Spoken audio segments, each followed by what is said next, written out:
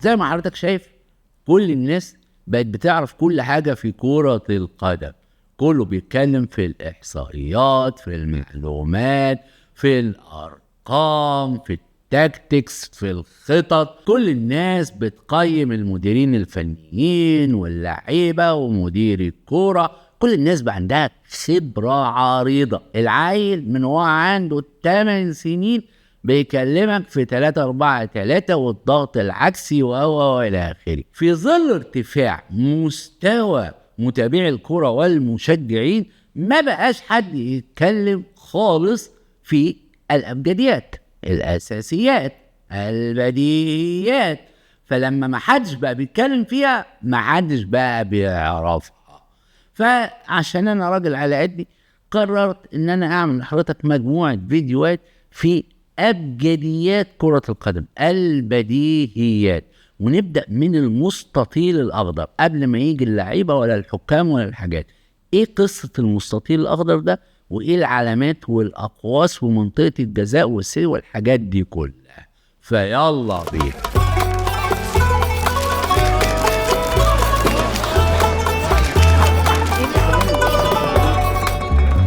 هو ليه اسمه المستطيل الأخضر؟ علشان هو مستطيل وعلشان هو أخضر. وده مش تعبير مجازي عمله صحفي، لا لا لا لا، ده بجد. ده في قانون كرة القدم، هو لازم يكون مستطيل بمعنى إنه الطول أكبر من العرض، ولازم يكون أخضر بمعنى إنه ما ينفعش نلعب على تراب، لازم يتلعب على نجيلة. في اختلاف نجيلة صناعية ولا لأ، إنما هو لازم يبقى مستطيل ولازم يبقى أخضر. ده في قانون الكورة. فبما إنه مستطيل فخط الطول أكبر من العرض، الطول أكبر من العرض. خطين الطول دول ما لهمش أي فايدة غير فايدة واحدة فقط، إن دي حدود الملعب.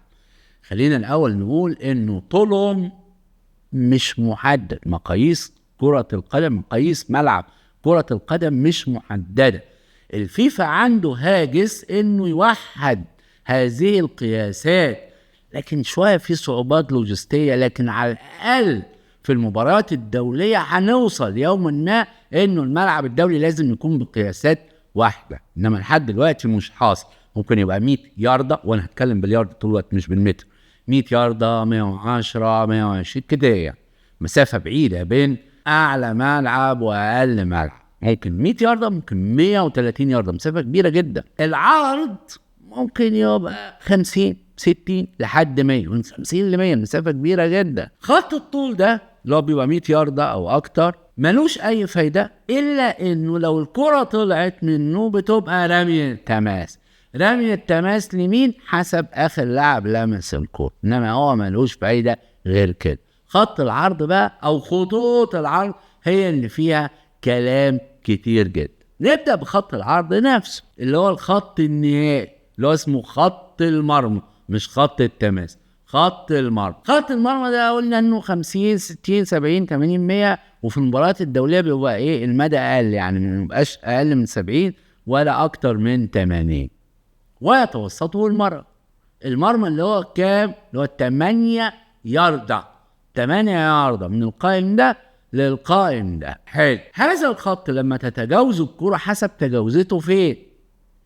إذا تجاوزته بين الثلاث خشبات فهي هدف، أيا كان من آخر واحد لمسها، طالما اللعب شغال، طالما قانون. إيه الثلاث خشبات؟ هما كانوا 3 خشبات فعلا، وقبل ما يكونوا 3 خشبات كانوا خشبتين وحبل. لأنه لما كانت كرة القدم والرجبي قبل 1863 لعبة واحدة، ما كانش فيه العارضة، كان بس الخشبتين دول اللي هم القائمين. وبعدين قال لك لا كده المسافة تبقى بعيدة، فبقى يحطوا حبل. الحبل ده بين خشبتين، الحبل ده على ارتفاع 8 قدم. 8 قدم والمرمى 8 ياردة بين القائمين، يبقى 8 و8، يبقى التمانيات.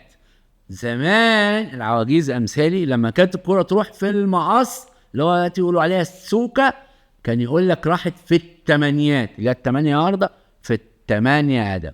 وبعدين شافوا ان الحبل ده يعني مش نافع عمليا، فحطوا خشبة ثالثة فبقوا 3 خشبات، ثم غيروها وبقت ألومنيوم او بقت معدن. لكن حافظنا على تعبير الثلاث خشبات لسنوات طويلة، حتى بعد ما بقت معدن لحد دلوقتي يقول لك الثلاث خشبات. فبين الثلاث خشبات دول إذا الكرة عبرت تبقى هدف، ولكن إذا عبرت خارج الثلاث خشبات فهي تبقى ضربة مرمى أو ضربة ركنية على حسب مين اللي طلعها. والضربة الركنية زمان كان اسمها ضربة جزاء. أيوة، كانت الجرايد تكتب ضربة جزاء معناها ضربة جزاء يعني كورنر. ضربة الجزاء اللي هي دلوقتي كان اسمها بينالتي، كانوا يكتبوها بينالتي بالعربي، ضربة جزاء. وأحيانا كانوا يكتبوها ضربة جزاء ركنية وبعدين اتغيرت بقت ركنية. فيبقى ضربة مرمى أو ضربة ركنية أو هدف إذا الكرة عبرت خط المرمى حسب عبرتها فين ومن مين. خطوط العرض بقى الموازية لخط المرمى دول بنمشي ستات ستات ستات ستات. يعني ايه؟ في بدايات كرة القدم كانت الوحدة الرئيسية والأساسية هي الستة يارد، وكانت هذه الوحدة حاكمة لأمور كثيرة تتعلق بالكرة وبقانونها. مثلا لو في فاول كان أقرب منافس لازم يبعد عن الكرة 6 ياردة مش 10 زي ما هو حاصل دلوقتي. لو في رمية تماس لازم اللاعب يحدفها فتبعد عنه ما لا يقل عن 6 ياردة. حكاية 6 ياردة دي كانت في حاجات كتيرة ثم إنها اختفت، لكن ما بقي هو إن إحنا بنقسم الملعب 6 6 6 6 6. إزاي؟ يعني عندنا خط المرمى اللي هو بالعرض ده، أول 6 ياردة نهايتهم إيه؟ خط ال6 ياردة اللي هو بيسموه لحد دلوقتي 6 ياردة. حلو، تقدر تستنتج 6 في كام؟ يعني هو من خط المرمى لنهاية خط 6 ياردة 6 ياردة بطبيعة الحال، لما 6 في كام؟ العرض بقى في كام؟ تقدر تستنتجها؟ نقدر نستنتجها. دلوقتي القائمين بينهم اللي هو المرمى 8 يارد، و6 يمين و6 شمال، 6 و6 12 و8 20، يبقى 6 في 20. هو ده القانون واتعامل كده لهذه الأسباب. فدي اسمها منطقة ال6 يارد. ايه وظيفة منطقة ال6 يارد؟ الإجابة بسم الله الرحمن الرحيم ملهاش وظيفة تقريبا. ازاي؟ مش منطقة حماية حارس المرمى ولا حماية ولا في حاجة اسمها حماية حارس المرمى أساسا دلوقتي، ومن زمان مفيش الكلام ده، دي خرافات. وللأسف حتى الحكام عندنا مازالوا متأثرين بهذه الخرافات، فكتير كرة عرضية تيت فاول، كرة عرضية تيت فاول، مفيش فاول ولا فيش حاجة أصلا. مش حاجة اسمها منطقة حماية لحارس المرمى. حارس المرمى لاعب زي أي لاعب، فقط إذا كان مستحوذ على الكرة زي أي لاعب ما ينفعش أنت تاخدها منه بعرقلة. إنما أي التحام طبيعي بين حارس المرمى والمهاجم هو طبيعي، وياما بنشوف ياما كور وبتتحسب أهداف. فمفيش حاجة اسمها منطقة حماية لحارس المرمى. حارس المرمى ليس له حماية أصلا. طب إيه منطقة ال6 ياردة دي؟ زي ما قلت لحضرتك ملهاش أي فايدة إلا فايدتين. واحدة جمالية على اعتبار إن هو ده يعني شكل ملعب كرة القدم، فإذا لغينا منطقة 6 ياردة دي هتحس إنه في حاجة يعني مش مظبوطة. والفايدة التانية إنه ضربة المرمى بتتلعب من جواها، إنما هي أنت لو لغيتها عادي ممكن تلعب ضربة المرمى من أي حتة. طيب دول أول 6 ياردة. 6 ياردة التانيين نهايتهم إيه؟ نهايتهم علامة الجزاء اللي بنلعب منه البينالتي، الدايرة اللي بنلعب منها، النقطة اللي بنلعب منها البينالتي اللي هو ضربة الجزاء. فده على بعد 12 ياردة من المرمى. و12 ياردة ليه؟ عشان 6 و6. ال6 التالتة هي ال18، اسمه منطقة ال18، عشان كده اسمها ال18. نفس القاعدة هي 18. طيب دلوقتي المرمى 8 ياردة و18 يمين و18 شمال، يبقى 36 و8 44، يبقى 18 في 44. دي منطقة الجزاء، ودي لم تكن موجودة في بدايات كرة القدم. يعني قعدنا 27 سنة نلعب من غير ضربات جزاء، واتلعبت بطولات منها كاس الاتحاد الانجليزي وغيره وما كانش فيه اصلا ضربة جزاء. كان عادي جدا اي فاول في اي حتة في الملعب هو فاول وخلاص، واللعيبة تبعد 6 ياردة وخلاص. وبعدين لما بدأوا ينتبهوا الى انه ده بيمنع اهداف كتيره. وكمان كان في ساعتها شعار اسمه الفوز باي ثمن، فكانوا بيعملوا فاولات عنيفه جدا او يمسكوا الكره بالايد بغشم، لانه في الاخر هو العقوبه ايه؟ فاول. فاللي فاب قال لهم لا ما ينفعش الكلام ده، طب نفكر تيكا، طب ماشي خلاص يلا نعمل حاجه اسمها ضربه جزاء، بينالتي، يعني الكوره. فبداوا يعملوا منطقه الجزاء وبداوا يعملوا نقطه الجزاء من 1890. فده خط ال6 ال12 نلعب البينالتي، ال18 نعمل منطقه الجزاء. بره منطقه الجزاء في قوس، القوس ده بتاع ايه؟ قبل ما اقول لحضرتك بتاع ايه، خليني اقول لك ان اللي عمل القوس ده او فكره القوس ده لواحد مصري، حكم مصري اسمه يوسف محمد في العشرينات. وفي الواقع ليس غريبا انه يكون واحد مصري هو اللي اقترح الحكايه دي، لانه المشكله ما كانتش هتظهر غير في مصر. ليه؟ كان لما يتحسب ضربه جزاء من سنه 1890 لحد عشرينات القرن العشرين، كان خلاص ناس تبعد وتتشاط ضربه الجزاء. انما في مصر كانت بتتحول الى سويقه، ومتبقاش عارف اصلا مين اللي هيشوط ضربه الجزاء، واللعيبه كانت بتتلمع. ماشي مفيش لعيبه ينفع تدخل المنطقه، لكن حوالين المنطقه بره المنطقه كان هو ايه، وشد وجذب وضرب وبتاع. فالراجل شد مكتوب للفيفا قال لهم يا جماعه الخير دلوقتي ايه، احنا عايزين حل للقصه دي، وانا بقترح نعمل قوس. القوس ده محدش يدخله الا مسدد ضربه الجزاء، ممنوع حد يدخله الا مسدد ضربه الجزاء.